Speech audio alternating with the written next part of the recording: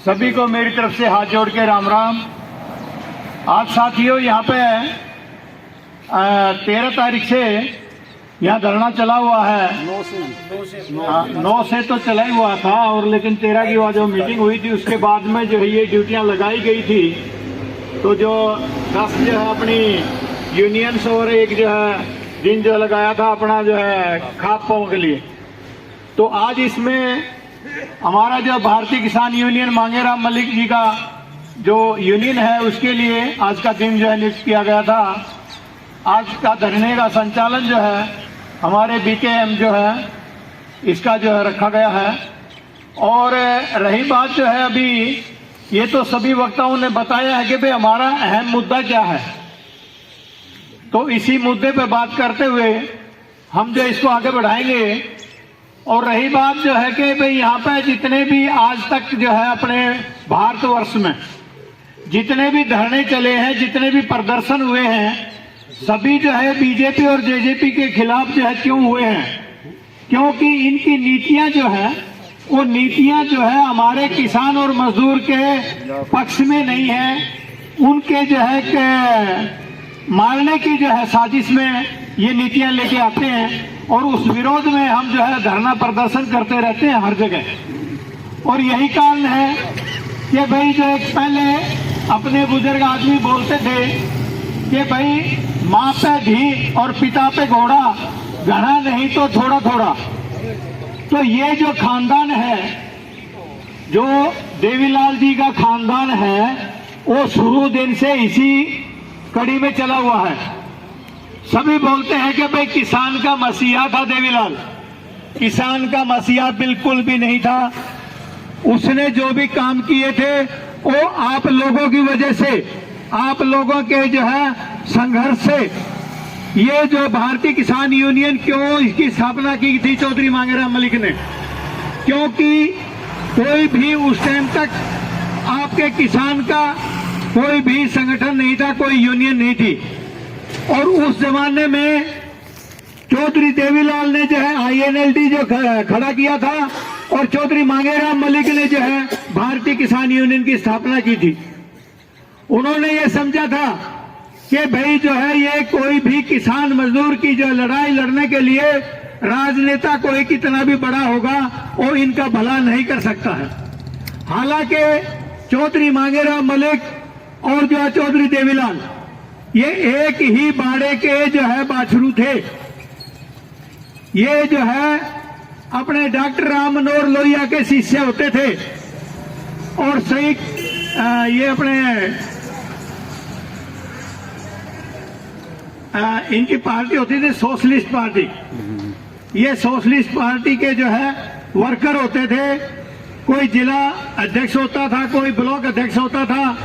उसके बाद में जो डॉक्टर मनोहर लाल जो है लोहिया के उपरांत जो है ये पार्टी खत्म हो गई थी। और तब इन्होंने क्या है अपने अपने जो है अलग से जो है किया। तो इन्होंने मलिक साहब ने ये समझा कि हम जो किसी भी राजनीतिक पार्टी में रह के हम जो है किसी भी किसान मजदूर की आवाज नहीं उठा सकते। क्यों नहीं उठा सकते? ये अभी मास्टर बलबीर फिर उसकी पार्टी का होता है, उसके जो है राज्य का होता है, और वो खुल के अपनी आवाज बुलंद नहीं कर सकता है। और यही कारण है बार बार जो अभी बोलते हैं भाई 24 में इनका इलाज करना। लेकिन इलाज करना वो अच्छी बात है, लेकिन ये बोलते हैं ना कि भाई हम है अपने किसी को उठाएंगे, किसी को भी उठाओ। आज तक जितने भी नेता आए हैं किसान और मजदूर के नाम से आए हैं। चौधरी देवीलाल भी किसानों के नाम से आया था, और वही चौधरी देवीलाल था जिसका पुत्र जो है ओम प्रकाश चौटाला था, जिसका बाद में नाम ओम प्रकाश चौटाला रखा गया। वो ओम प्रकाश जो है देवीलाल मुख्यमंत्री होता था तब जो विदेश में घड़ियों का जो है स्मगलिंग करते हुए पकड़ा गया था। और उसी देवीलाल ने ये कहा था कि ओम प्रकाश नाम का मेरी कोई संतान नहीं है। आपको अच्छी तरह याद होगा।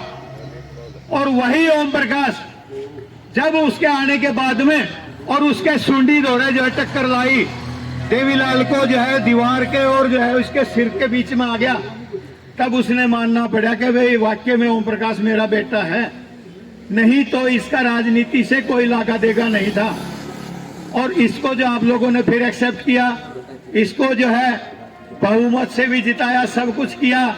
और आप लोगों के लिए क्या किया इसने? देवीलाल ने भी जो काम किए आपकी यूनियन की वजह से, जो वो मांगे उठाते थे और इसके साथ में झगड़ा करते थे, तब जाके वो मांगे मानी गई थी। आपको याद दिला दूं, एक छोटा सा ट्रांजिस्टर होता था रेडियो, उस पे भी 2.5 रुपए जो है कर होता था। साइकिल होता था ये 2 पैडल वाला, इस पे भी जो है हर महीने 50 पैसे का टोकन होता था। 2.5 और 3 रुपए जो है सालाना के होते थे, वो भी उसने अपनी मर्जी से नहीं बंद किया था। उसके बोलते हैं ना भाई नाक में दम कर दिया था, तब उसने बंद किया था। रही बात, बोलते हैं भाई चौधरी देवीलाल ने जो है 100 रुपए बुढ़ापा पेंशन कर दी थी। बुढ़ापा पेंशन अपनी मर्जी से नहीं की, उसके नाक में डंडा देके और उसको बताया कि हमारे जो है बुजुर्गों को कितनी दिक्कत होती है। जो कोई भी ध्यानी आ जाए, कोई कन्या आ जाए, कोई जो है भाई कोई भी गांव की लड़की आ जाए, कहीं मिल जाए, तो उसको 1 रुपया देने के लिए बूढ़े के पास नहीं हो, बेटे के लिए हाथ जोड़ता था, बेटा फलानी तेरी बुआ आ गई कि बेबे आ गई, उसने 1 रुपया देना है।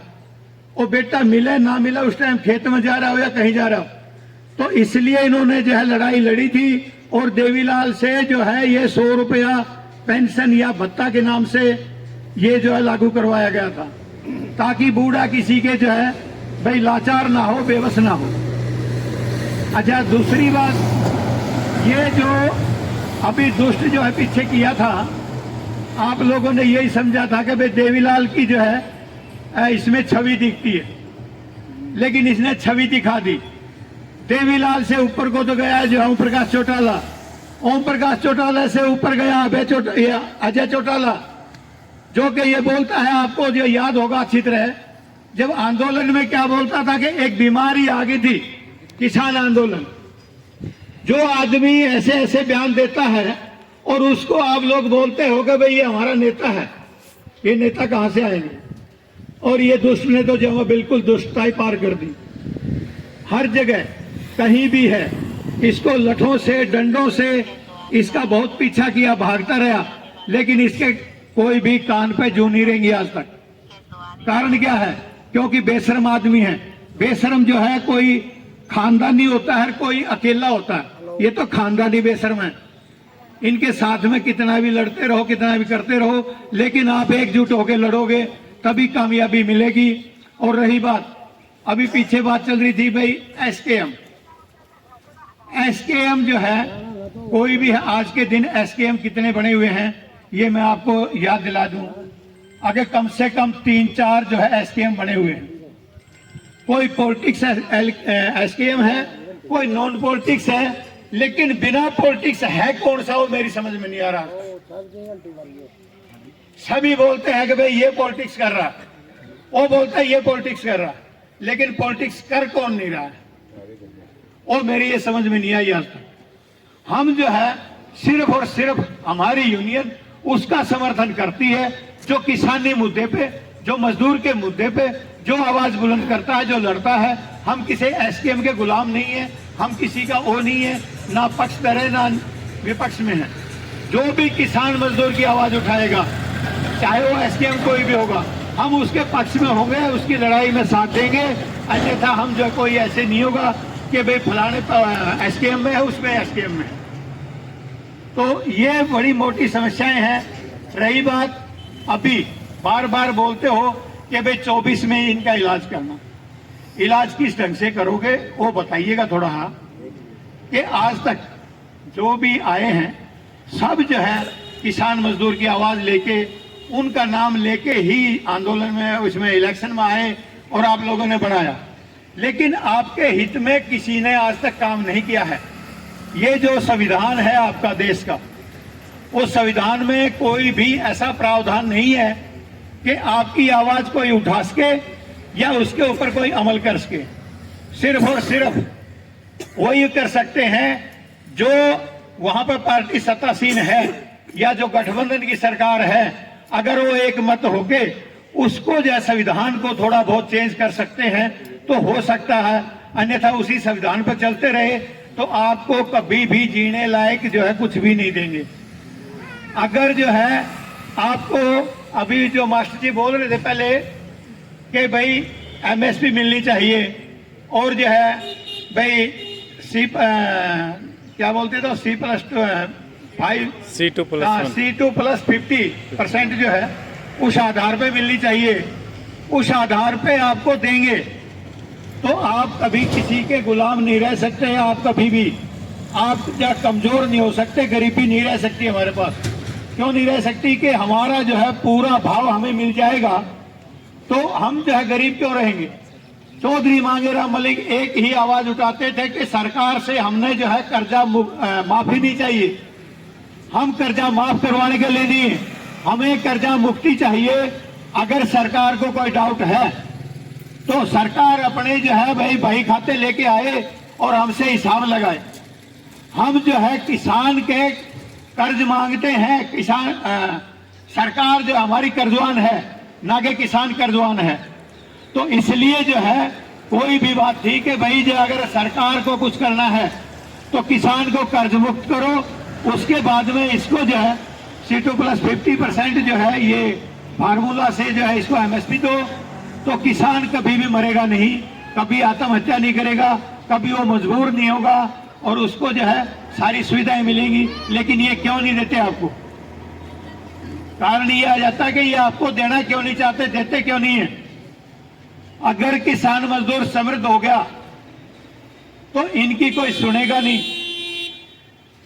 नहीं तो इनकी पूछ नहीं होगी, इनका जो सत्यानाश हो जाएगा, आप समृद्ध हो जाएंगे, आप जो काबिज हो जाएंगे वहां पर राजनीति पर हर जगह पे। इसलिए आपको ये ना एमएसपी देना चाहते हैं ना आपको भाव जो है देना चाहते हैं। इसलिए जो हमारी मर है और हम समझते नहीं है। अभी जो है आपने आंदोलन में देखा था कि जितने भी थे, मैं ज्यादा नहीं कहता 90% आपके साथ में थे, शायद 10% नहीं होंगे, लेकिन उन 90% में से आज आपके साथ में कितने हैं? आप जो है सिर्फ 10% भी नहीं बचे हैं, वो 80% कहां गए?